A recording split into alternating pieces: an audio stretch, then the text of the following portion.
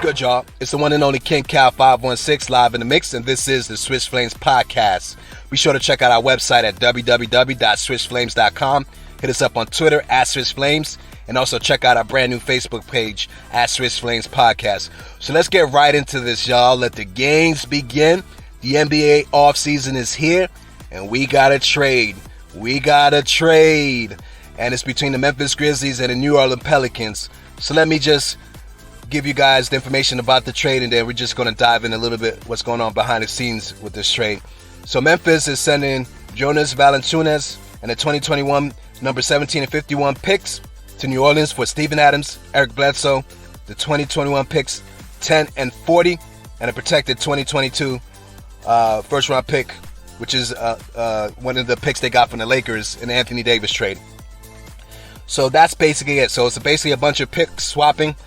And also the players, Jonas Valanciunas going to the Pelicans, and Eric Bledsoe and Steven Adams going to Memphis. So let's talk about this first from Memphis angle and point of view. Memphis is trying to get somebody at number 10.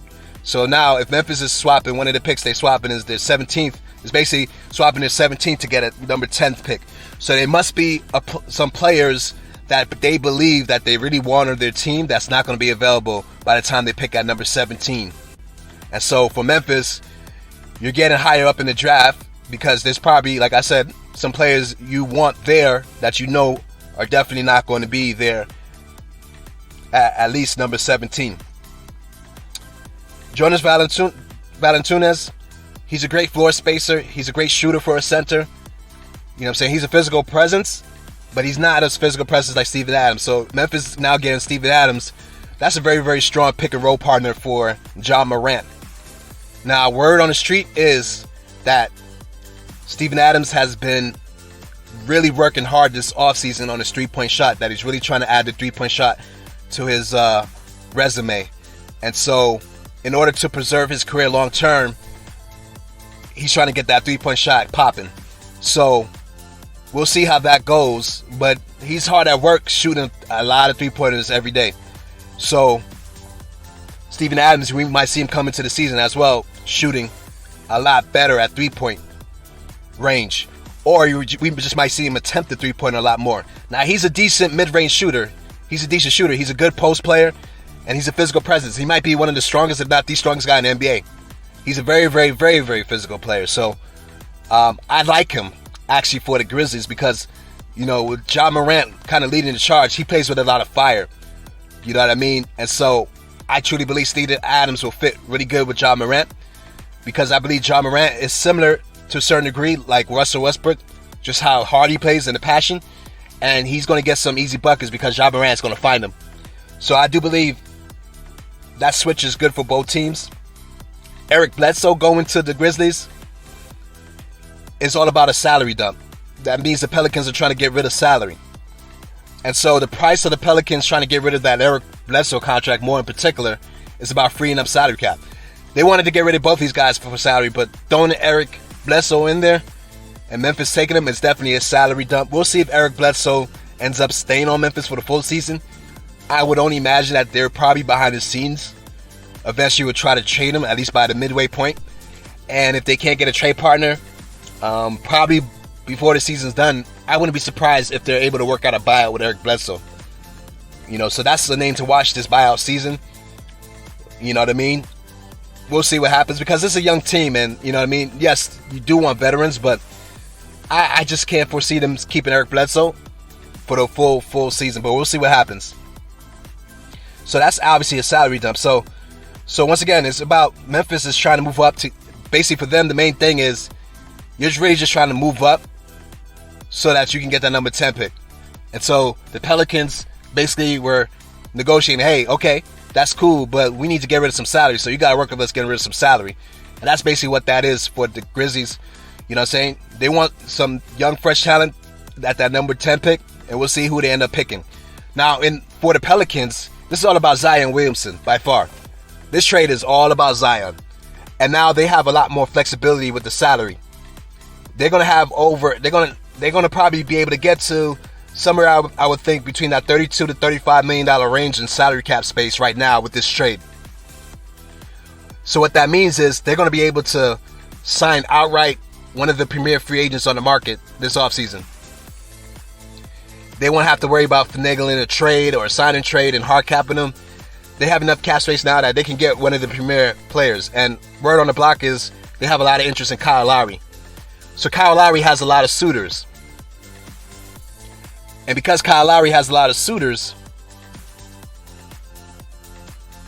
New Orleans wants to put themselves in the best position to get him. Right? And so the advantage they will have over some teams, because Kyle Lowry is going to be one of those players that has a lot of suitors. You know, the Lakers are interested, the Heat are interested, the 76ers are interested.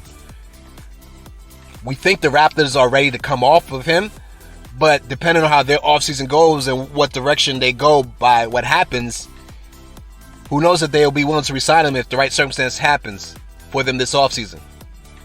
But more than likely, Kyle Lowry will be stepping out. So now you could put the Pelicans as a list of teams interested. It may take somewhere between 25 to a little bit over 30 million to sign Kyle Lowry. There's recent reports about he wants a 3-year deal in the $90 million range. Before the reports were like about 2 years, 50. So Kyle Lowry's going to cost you a decent penny, and he's going to eat up most of that cap space that they freed up. But New Orleans is starting to feel the pressure. Even though Zion Williamson is only 2 years in the NBA, they're already starting to feel the pressure that they need to make some moves. And Zion is not happy behind the scenes, according to reports. The Pelicans also have looked at what Phoenix did by adding a floor leader and seeing the results they've gotten, and believe that if they can find the right person to lead the charge as well, that they might have the same fate to at least get to the playoffs, and once they get there, who knows what can happen. So Kyle Lowry now is at the top of their list. If they strike out on Kyle Lowry, do not be surprised if they match an offer sheet. Remember, Lonzo is a free agent, but the Pelicans have the right to match any offer.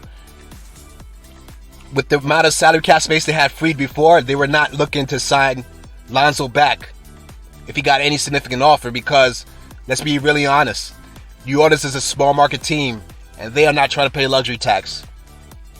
They're not a team that pays luxury tax.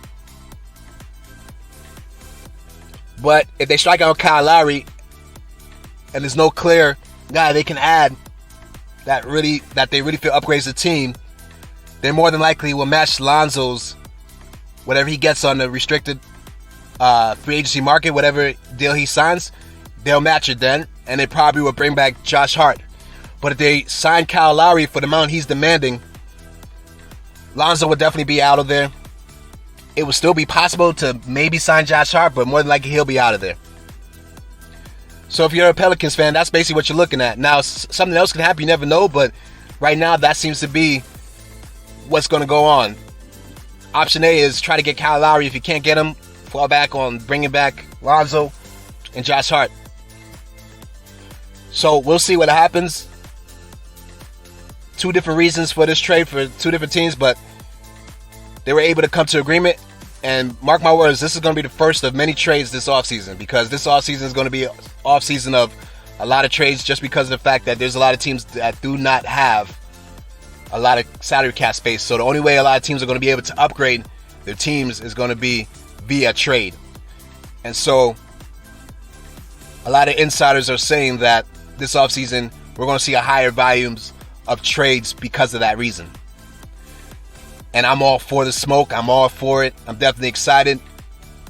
This is the first of many trades this offseason. Remember, the NBA draft is this Thursday at the Barclays Center in Brooklyn, New York. And we'll definitely see a couple of trades probably go down then. But with that said, this is your boy King Cow 516. This has been the Swish Flames podcast. See you guys next time.